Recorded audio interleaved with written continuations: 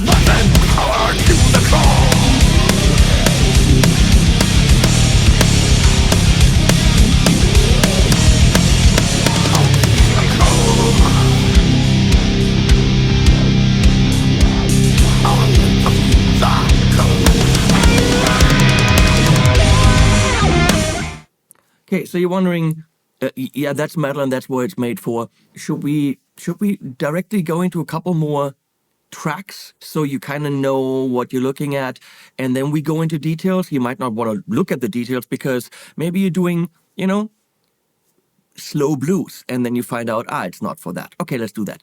Here's a rock track where I used something from the, I think, Grand something Kids. I don't remember what it's called. It's just came out like that, pretty straightforward, and the kick and the snare are hitting hard.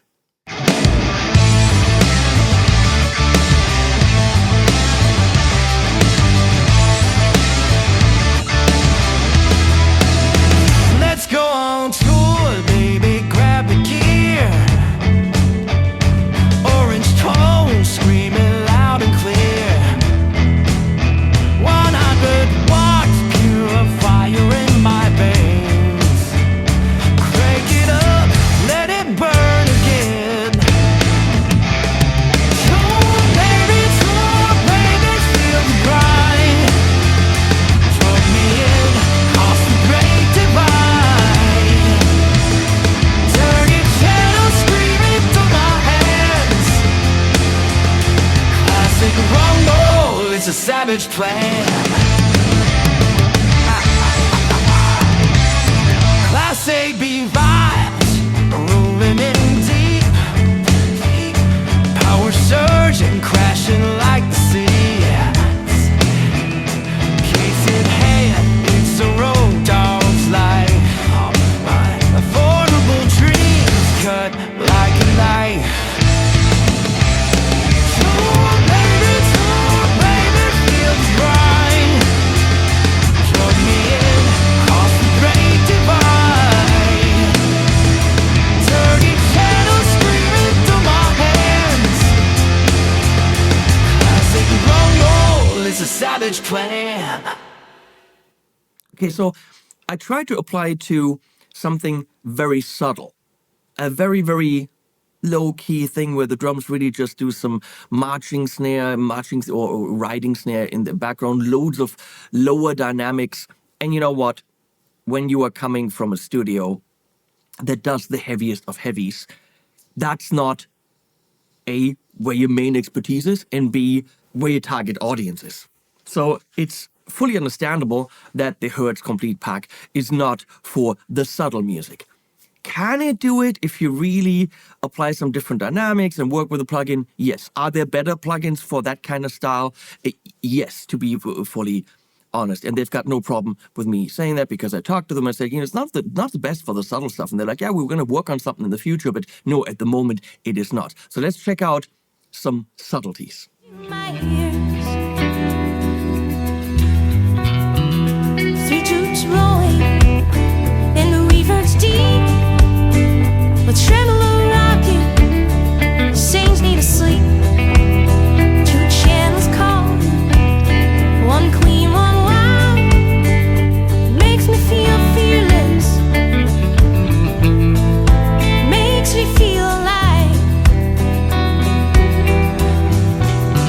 Oh, that track moves better than Imperial tonight, and I unloaded lighting up the night. With stereos and MIDI commands, this tone's got the power of 1,000 hands.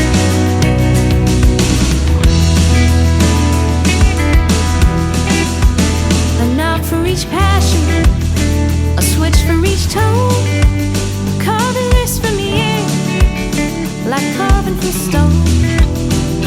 XLR out, sends it straight to the crowd. This isn't just music, it's thunder loud. Hear that? So, given all that, let's get into it, and I'll show you around the plugin. How about that?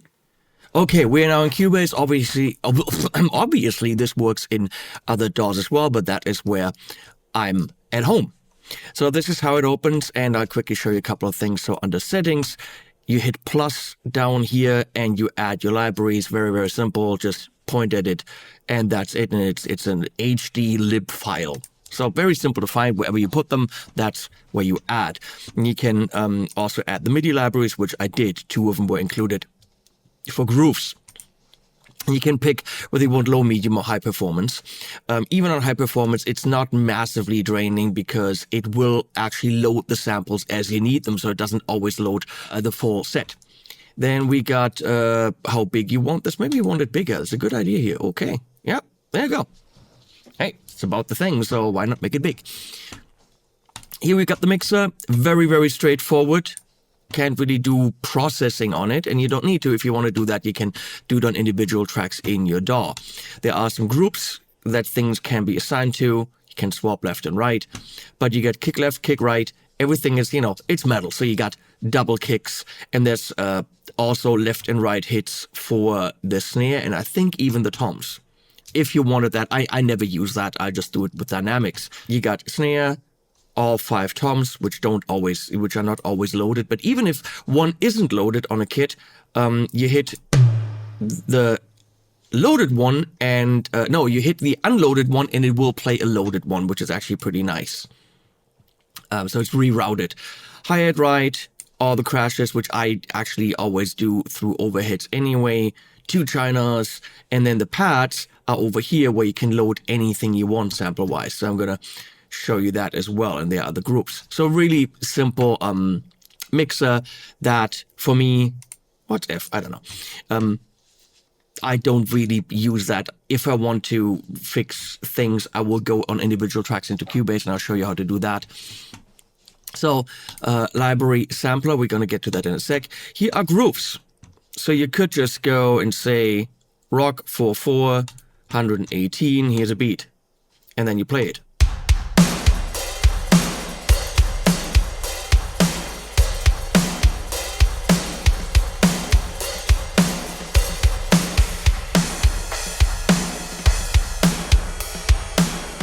It is synced with my tempo in Cubase right now.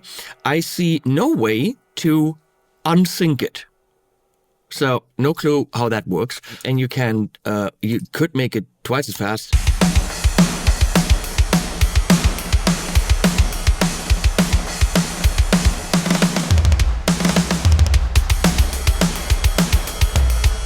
So there's no way to put these together in a sequence. If you like something, you go and take it and you, I think, just drag it, and there it is. So that's how easy that is. And of course, I don't want that because I have my groove. So you like something, you drag it into your DAW. Very easy peasy. Nu metal 4/4. Well, we have to be in the range where we're at.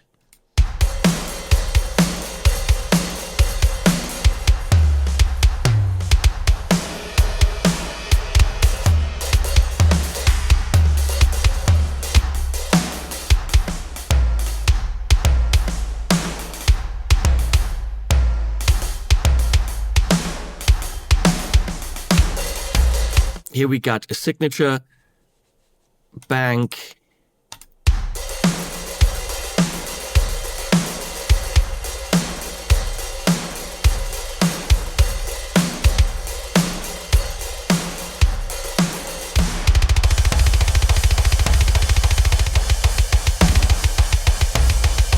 you can already tell that it is clearly geared towards the metal, which also for me means that the hi-hats are not massively detailed in samples and stuff like this, because usually the focus is on the kick drums.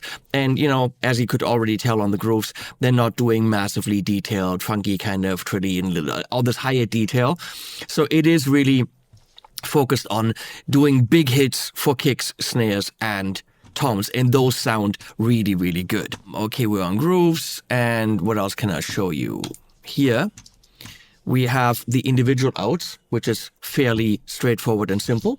So the DI is the actual straightforward mic. Then you've got the sub-channel.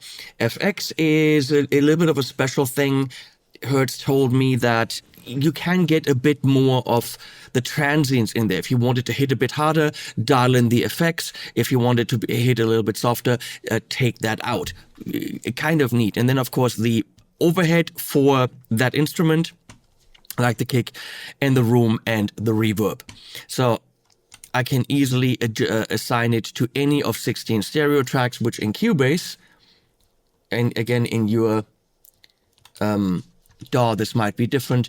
See, I've got 2, 3, 4, 5, 6 up here, and I can just turn these on. And I usually go out of individual tracks for the kick, snare, and toms and keep everything else on a stereo, usually the first one. But right now for this video, we're going to keep it all in stereo out of the plugin, right? You could apply processing to these if you wanted to on individual outs, and it's really, really easy. And it even keeps your output assignments when you're changing presets. In Superior Drummer, for example, it does not. When you're changing a preset, all your output assignments go back to that preset. But if you have it a certain way, you do it once, you save that, then you're switching between presets, and it keeps that output assignment, which I very much like. Then we've got MIDI, which really confused me, because let's look at, you click on something up here, so hi-hat. It's showing you all these hi-hat assignments, right? Well, but what are the articulations? It just says articulation 1, 2. I had no idea. So they did this to keep it clean, because some people said it's too confusing. It's missing the most important information, which is what is that articulation? So you got to click info, and all of a sudden, open. So for me, it would start with, closed, and then slowly more and more open. But no, it's from back here. Actually not. It's choke, close tip, then max bell. It's just weird. But if you can read it, it's all good. I couldn't when I was doing my drum map, and that really annoyed me. But all you gotta do is click the info button. I saved mine. You can, of course, use presets depending on what electric drum kit you use. If you're coming from Steven Slate or Superior or any of these, you can just reassign very easily.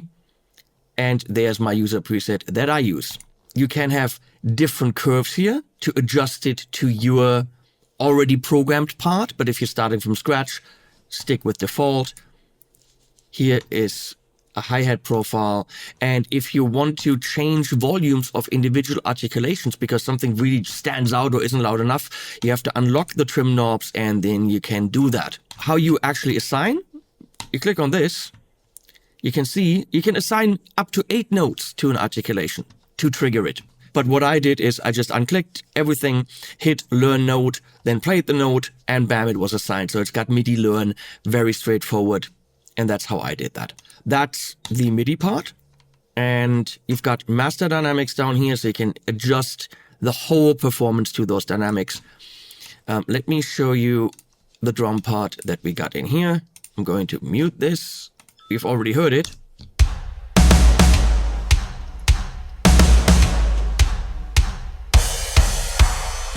Oh, the editor's over here. Haha.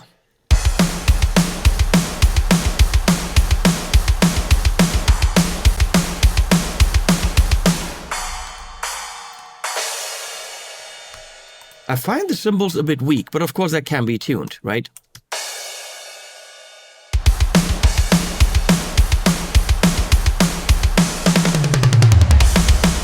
Kick, snare, and toms are very strong. And like really, I mean, that's what you want for metal. The cymbals, again, you can tweak, and I probably would want to adjust those a bit. So that's the part here. We got a double time part.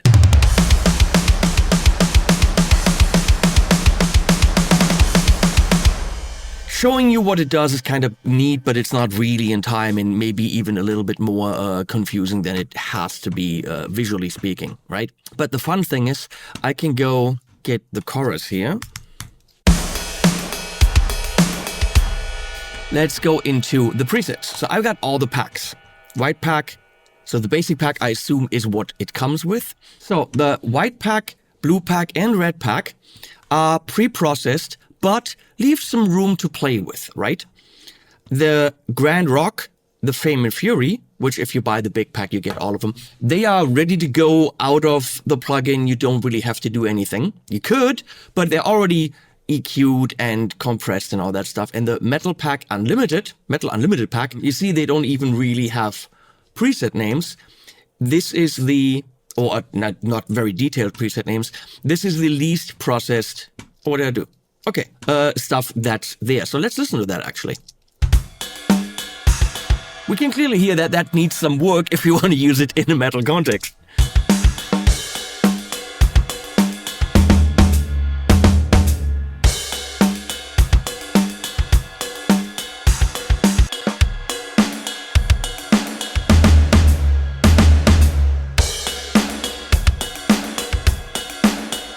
So let's go through some other presets here. We're going to start with white, big studio, progressor here, modern. Here we go. This is all rock and metal focused.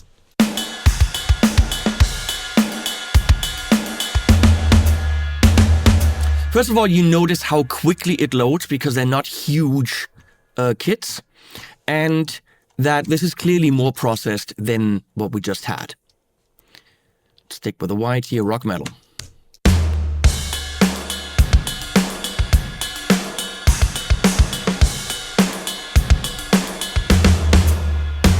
Great sounding, hard-hitting snares. So let's go to the blue pack. You can see how fast it loads up here.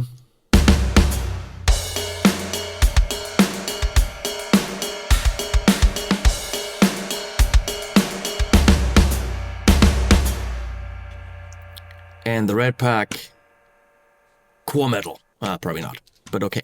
Let's do it.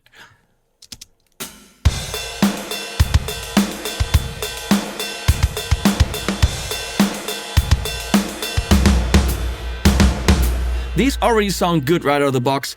If you want to do processing and really put your own spin on it, get the Metal Unlimited pack, right? Because it's going to sound pretty damn dry.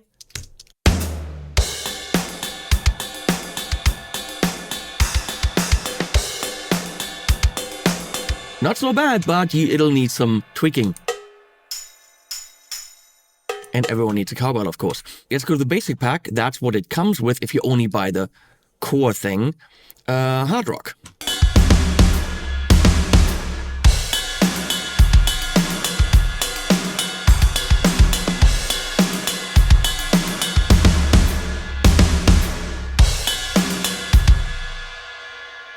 That's some pretty good stuff there. Heavy metal.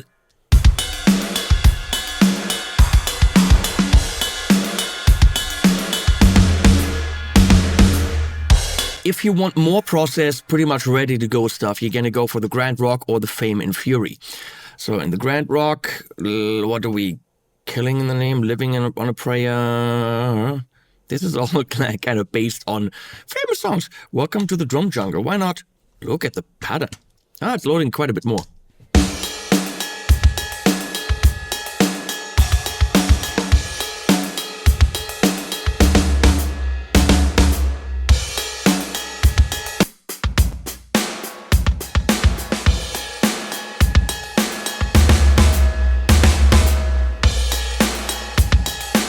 I don't know how to play drums.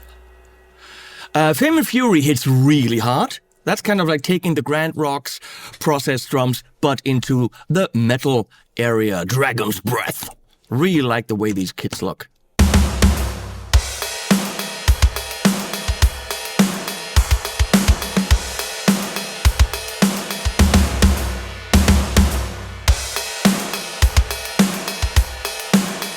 Let's hear it in context. And that's okay, feel the weight in the lower Rex's weapon. Or use a cold blue things. They are springs or string gun. That's okay, feel the weight in the lower Rex's weapon. Or use a cold blue things. They are springs or string gun. That's okay, feel the weight in the lower Rex's weapon. Or use a cold blue things. They are springs or string gun. That's okay, feel the weight in the lower Rex's weapon. Or use a cold blue things. With a bit of tweaking, this would all work really well. So let's go through one or two other things here. which is what if you want to switch out the snare, right? So unclick the MIDI thing here, go to Library Sampler. And here we have all the snares, and that's actually all the snares from all different libraries. I wish it was visually done a bit better. There's, by the way, a slider down here. So this is the library from, you can see down here, Metal Unlimited, Red, Blue, Fame and Fury, right? This is how you switch between libraries. It's these blocks. Again, I think they should be labeled a bit better. And A, B, and C are 3 different mics that were used. You can see right here, snare mic A, B, and C, okay? So you click on that. Sounds lower tuned. Interesting. So what it is, you can see right here, classic 5-inch by 114-inch. The thing is, I don't really care. The great thing is you click until you hear what you want to hear, and then you're done. There is no visual representation yet of different snares and stuff like this, and you don't need that. Use your ears. So what do we have here? I want something more snappy and higher.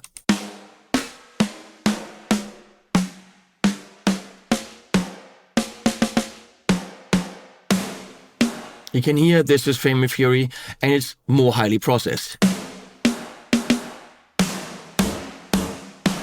So this is the snare we're using right now. Different mics, this one's lower for some reason. Okay, so let's go drastic, this one. Here we go. Load instrument. And now the blue switches over here. And now we've got this. And now also the visual representation changes. So you can actually get kit pieces from different libraries and intermix them.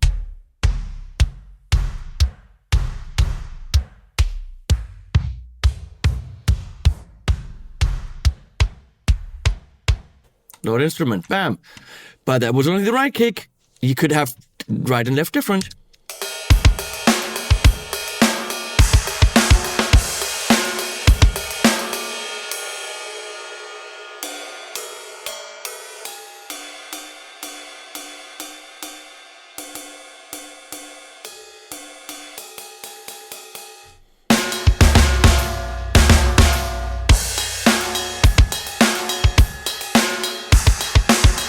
The toms sound phenomenal.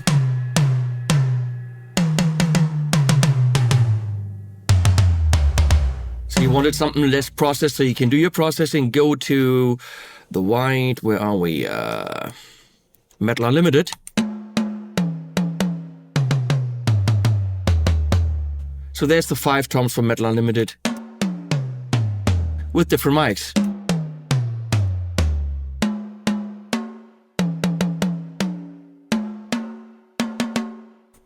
Bam. And you can, intermix if you wanted to.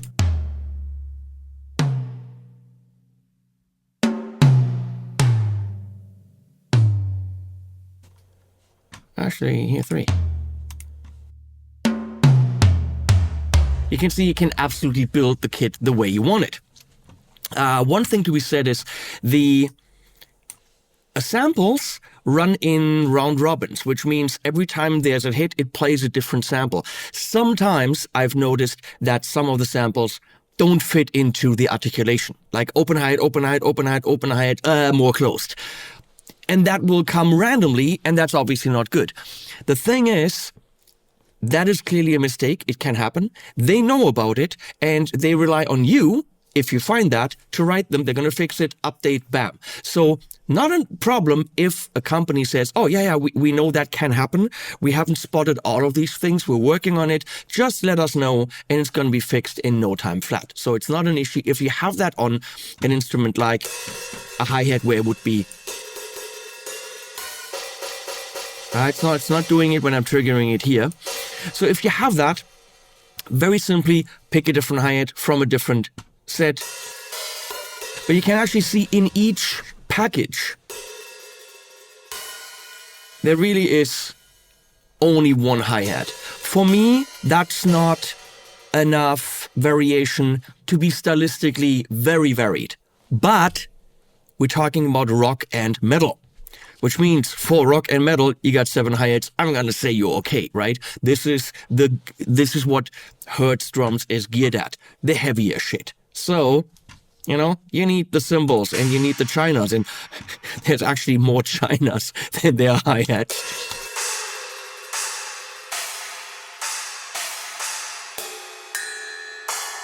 I love these effect symbols. There's some great stuff. What am I missing? Oh, okay. So when you go to these pads, right, it's called sampler. You've got these different instruments, and then you have a sampler thing. You can actually add 8 different samples. 1, 2, 3, 4, I can only see 6, but okay.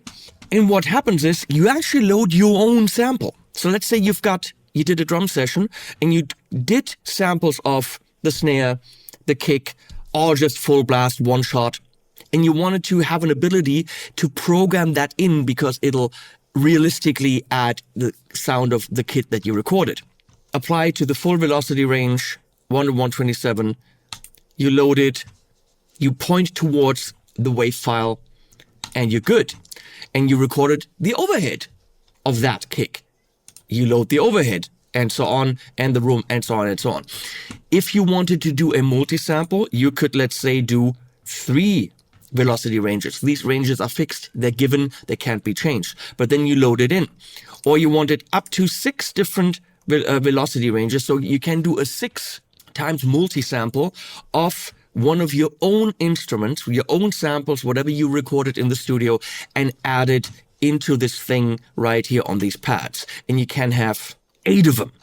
That is pretty damn cool, and an absolutely professional tool to actually enhance realistically recorded drums. I'm going to go to Grand Rock. I'm going to call up, let's do that, Killing in the Name. Oh, I forgot this. We're looking at everything. Up here, 3 different microphones, trim them, volume for the sub, volume for the effects, which is again kind of the transient that you can dial in or not, and then the overhead volume.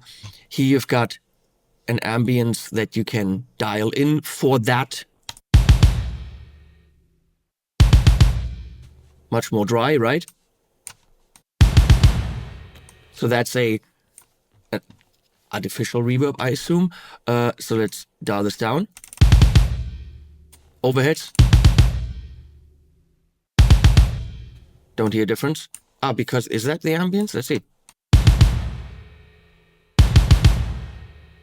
Don't quite understand that.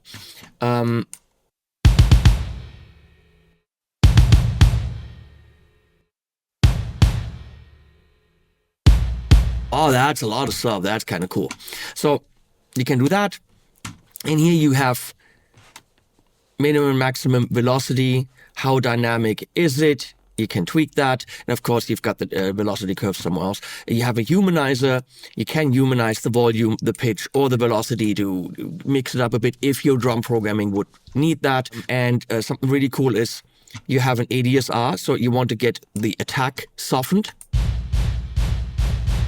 Okay, you don't need that. That's stupid. But you could do that for the sub. So the sub would actually come in a little bit after you attack.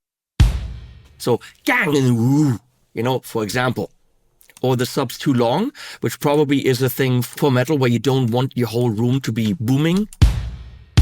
Let's get the sub up here so you can really hear it. Or you can make it really short. And you can do this per instrument for all these different mics in the room, overhead, sub, and so on. So definitely a lot of potential to tweak your kit. Again, has to be said, for the metal. But within the metal, holy hell. And the rock.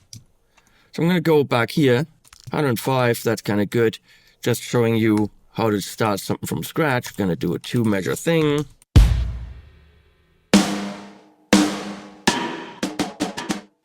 That's a heavier one.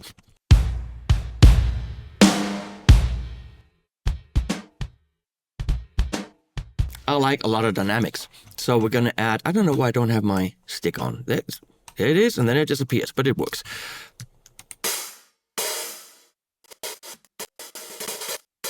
Ah, that's what I actually want. I did this. I assigned it wrong. Yeah, no, let's not do that.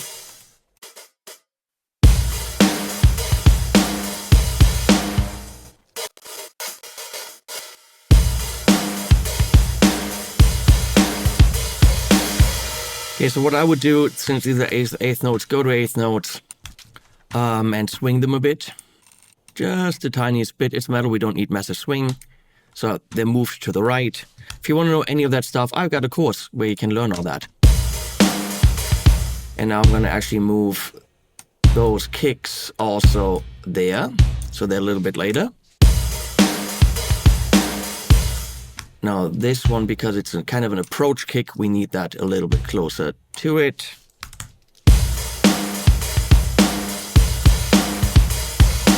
So it's already grooving more. And now we're going to add some ghost notes. Let's see how that... I mean, it's not... Ghost notes are not necessarily the world of the metal drummer, but... Yeah, see, that's what it doesn't do super well, because it's a harder hit played at a lower volume. Right? It's not actually a sample of a drummer playing softer. That is just something that you don't really need in metal, which is why I would not use that for the subtle music. But for metal, you know, you wouldn't put the ghost notes in that I'm right now putting in. Let's see.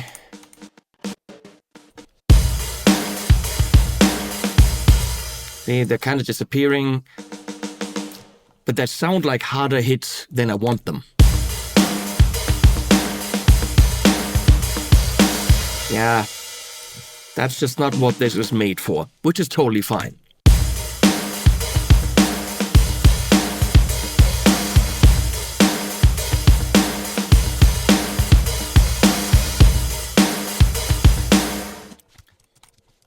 Glue it together. Add some cymbals. Do a little tom roll and we're done.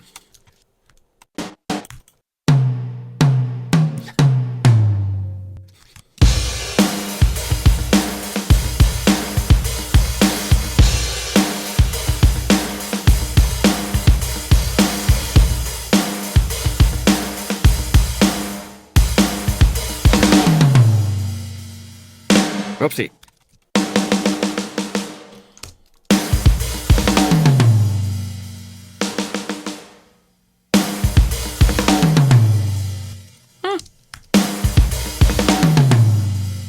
Yeah, it feels like a lot of the hits are just harder than they would have to be, which again, for the style is totally fine. So, all that being said, up to you now whether you want this. I think for the rock and metal stuff, it's hard-hitting, sounds really good right out of the box, and is very powerful without a lot of processing applied. And if you want to apply processing, you can go to the Metal Unlimited. If you want it right out of the box to work well on a stereo track, there you go. It's competitive to the other products out there, even though limited. But if you don't do New Orleans jazz, you know what? You might not need New Orleans jazz drum kits. If you're working on heavy music, don't deal with all the stuff you don't need. Get Hertz, because those frickin' Polish people know how to do the metal. Thank you, Sweetwater, for commissioning this video. And I'm saying goodbye. Link below, please use it. That really helps me. And animals at the end.